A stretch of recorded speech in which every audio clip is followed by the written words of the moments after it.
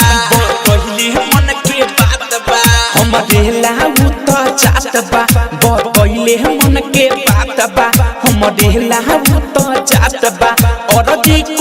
कर जोड़ी हमरे के मांगी बरस मुस्कानवा जतिया देव घर सर हम जानवा जतिया देव घर होई कजली जतिया देव घर सर हम जानवा जतिया देव घर बतइले मन के बात बा बतइले मन के बात बा हमरे लाऊ तो जात बा बतइले मन के बात बा हमरे लाऊ तो जात बा और दी कर जोड़ी हमरे के मांगी बरस मुस्कानवा जतिया देव घर सर हम जानवा जतिया देव घर होई कजली जतिया देव घर सर हम जानवा जतिया देव घर डीजे विकास मुस्कानवा जतिया देव घर सर हम जानवा जतिया देव घर आरपीएस रिकॉर्डिंग स्टूडियो गौरिया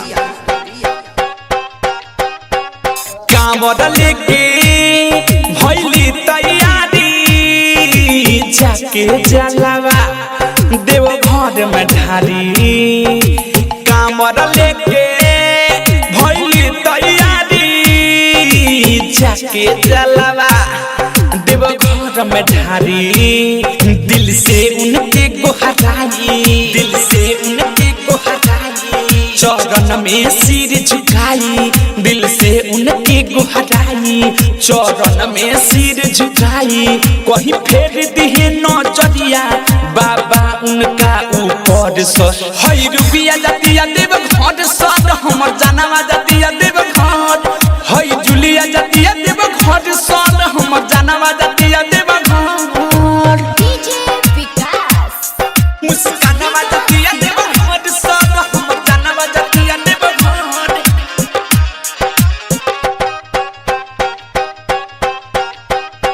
रहनी वही जहाँ चलल हाँ जबऊ बोलबम बोल के निकलल जबऊ रहनी वही जहाँ चलल हाँ जबऊ बोलबम बोल के निकलल जबऊ बोलावे खातिर नारा बोलावे खातिर नारा कैली हबुई सारा बोलावे खातिर नारा कैली हबुई सारा अलबेला यो संगयमरो जाता दियो जय चंदे सब मुस्कानवा जतिया देव घर सर हई कजली जतिया देव घर हई पूजवा जतिया देव घर सर हई रूबिया जतिया देव घर आरपीएस रिकॉर्डिंग स्टूडियो गौरिया।